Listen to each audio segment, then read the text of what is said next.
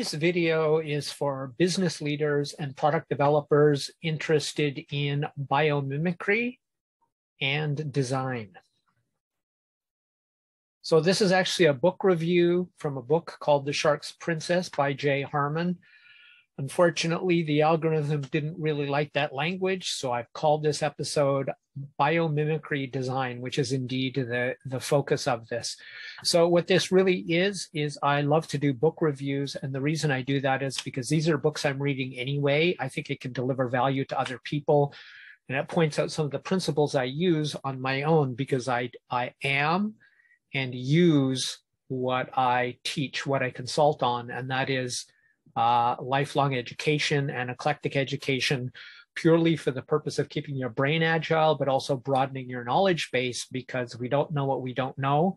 And it very often really helps us to do this. So I just look at anything that I think might be interesting, even if it's directly or indirectly or not at all related to what I specifically do for business. And it rarely is anything but beneficial. Sometimes it's not a great book, and you usually don't hear about those because, unfortunately, our negativity bias, which is something else that entirely I can put reference to that, but I won't today, is much stronger than our positivity bias, if you want to call it that. So I focus on the books I recommend rather than the ones I don't, unless there's a compelling reason to do that. And even so, if I do it 1 in 4 or 5 times, as per the power of the negativity bias against the positive, or the positivity ratio as informed by Roy Baumeister in his book, The Power of Bad.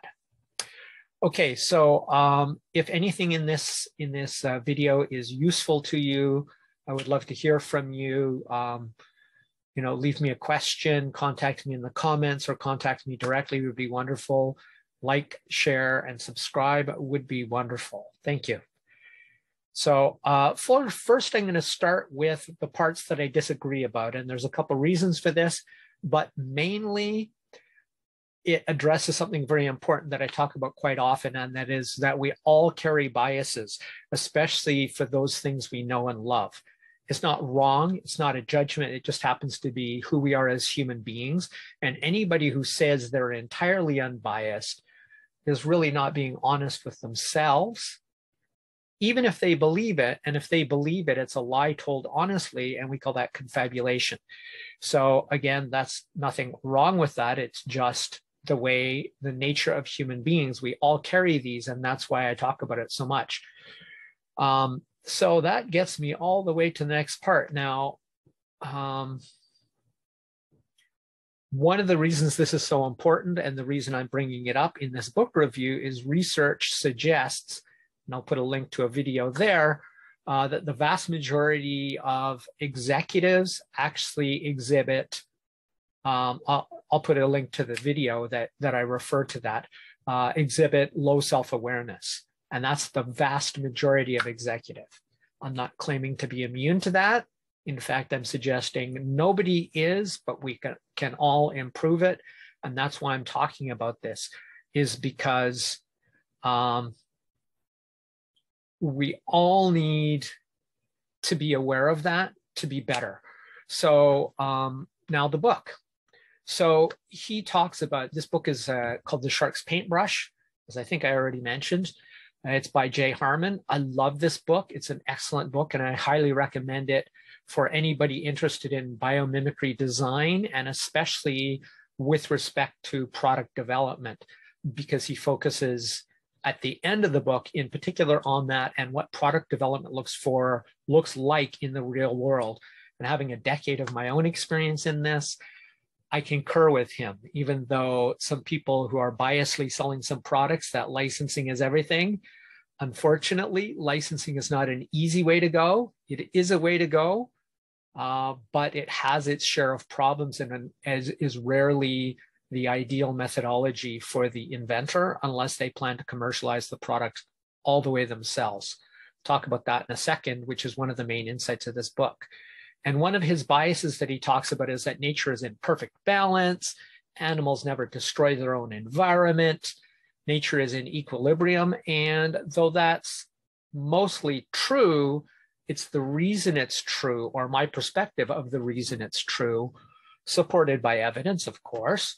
And that is, first of all, there are animals. When I was in university, one of my instructors was an ethologist, which is a person who studies the behavior of animals in their natural environment. And he specifically pointed out, I think it was hippos, but there are animals who actually destroy their own direct environment.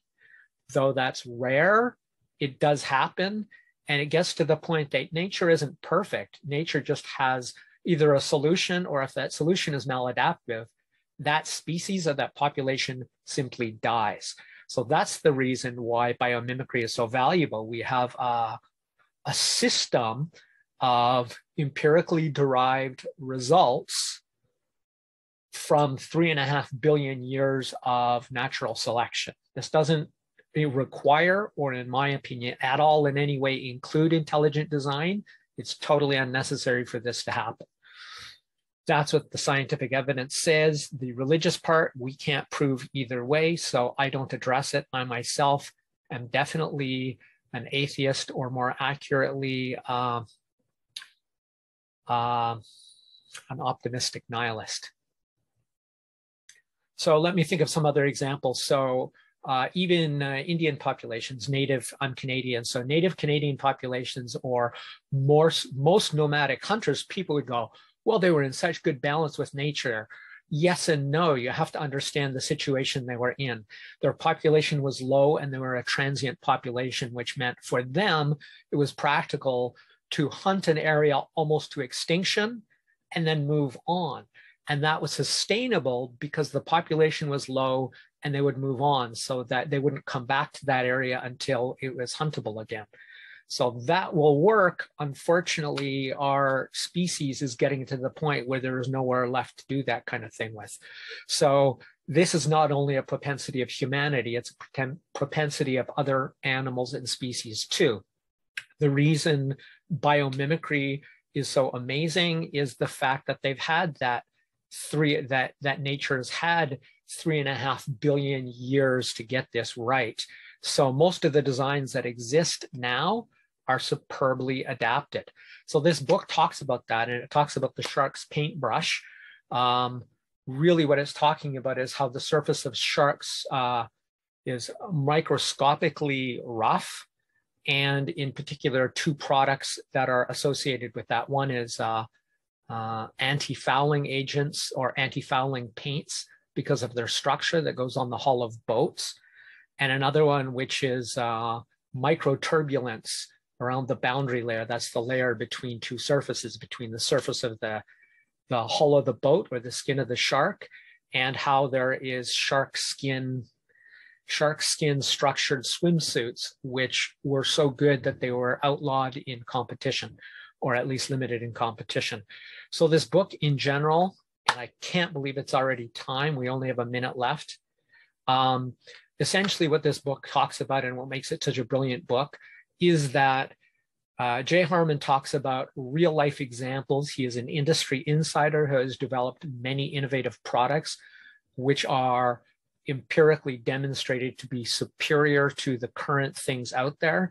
But when he went into the industry, he experienced such things as Not Invented Here.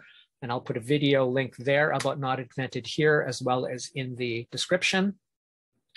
And it turns out that of all the things this book can teach you, you really should. I'll also put a link in the description to Jay Harman's website for his book, The Shark's Paintbrush, and supplementary stuff, which is really good. I just found it.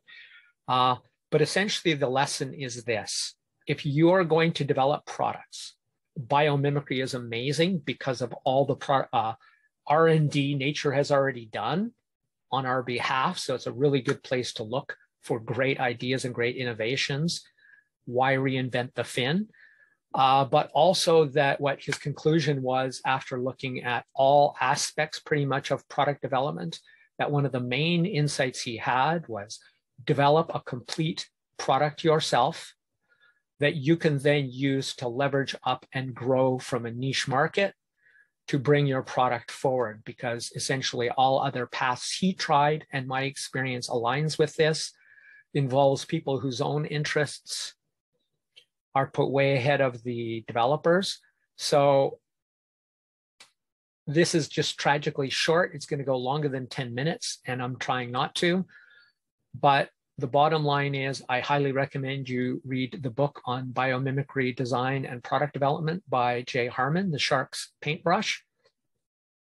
And the main insight from the book is develop and manufacture a complete product on your own. That is the inventor, to keep more or less complete control and to build yourself into the market and grow your niche and expand your product from there.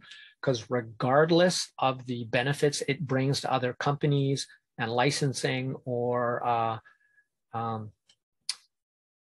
venture capital individuals, it still is resistant, even if it's superior for them, because they have too many other biases of their own towards their interests, rather than the interest of how the product could help even their customers, even when it makes them more money.